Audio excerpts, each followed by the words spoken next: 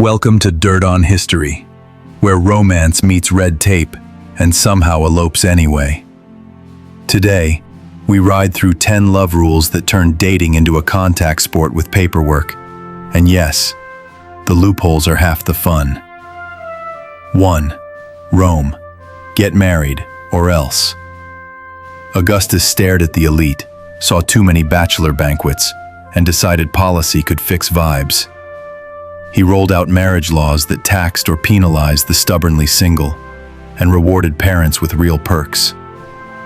3 kids earned the trium liberorum, which meant easier inheritance, looser guardianship limits, and social brownie points that opened doors. If you were a senator, you could not marry a freedwoman or an actress, because status anxiety is eternal. Why push this so hard? Because marriage made heirs, heirs made stability, and stability kept the empire humming. Family planning, but make it public policy. Family tree sorted, great. Now, bring a calculator for your cousins. 2. Medieval cousin bans. Welcome to the math part of romance. Early canon law banned marriage out to the 7th degree, which mapped like a spider web nobody wanted to untangle. In 1215, the Fourth Lateran Council dialed it back to the 4th degree and pushed for public weddings instead of the secret kind that blew up inheritance plans. If your family tree looked like a pretzel, you could buy, or beg, a dispensation. Elite houses did that a lot, since land liked to stay friendly. The fine print mattered, and the priest knew the chart better than your aunt with the scrapbook. Too much admin, and not enough spark. Scotland had a speed run. 3. Scotland. Say it, and you are married. For centuries, a simple declaration before 2 witnesses could make a marriage that counted. No license, and no priest required. Only public words and clear consent.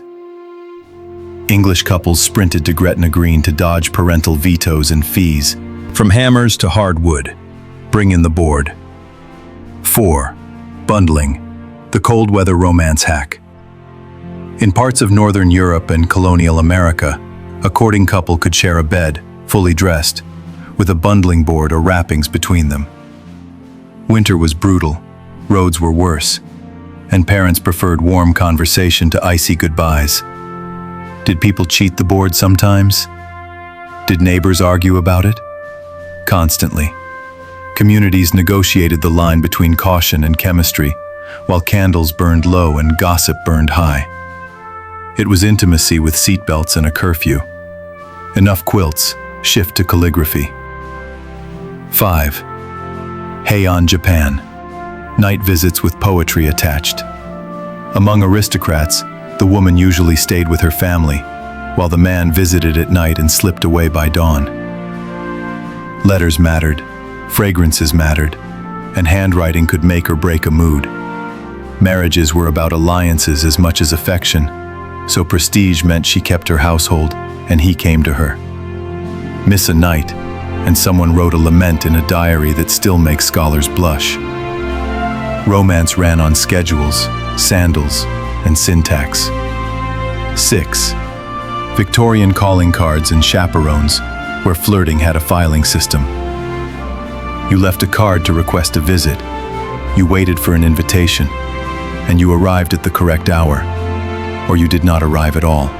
Courtship played out in the parlor under adult supervision, so fans, flowers, and timing carried the heat. Reputation lived in a stack of engraved rectangles, and one wrong corner fold could ice you out for a season. 7. The Lord's first night and the chastity belt. Mostly myths with great PR.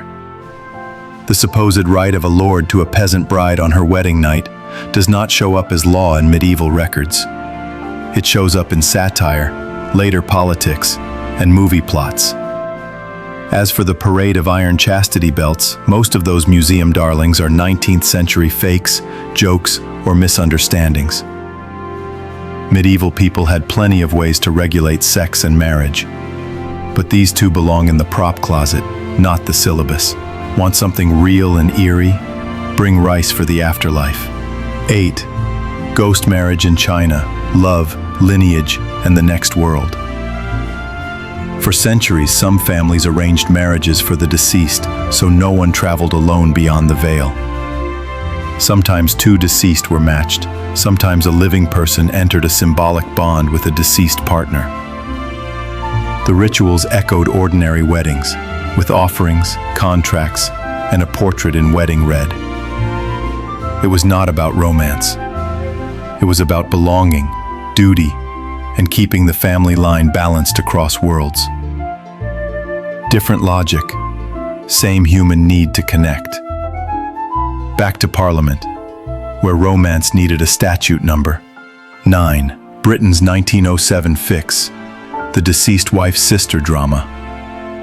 For decades, a widower could not marry his late wife's sister, which made family care practicalities collide with theology and law.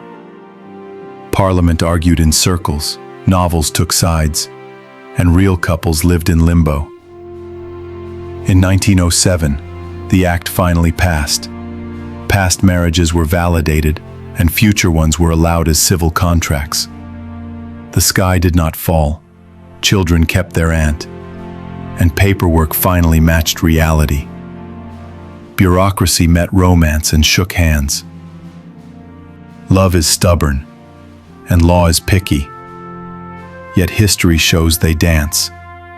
If this episode made you happy that your relationship status does not involve a blacksmith, a cousin chart, or a postal inspector, hit like, tap subscribe, and drop the weirdest love rule you know. If it involves an anvil, a phantom wedding, or a stack of calling cards, you get bonus points.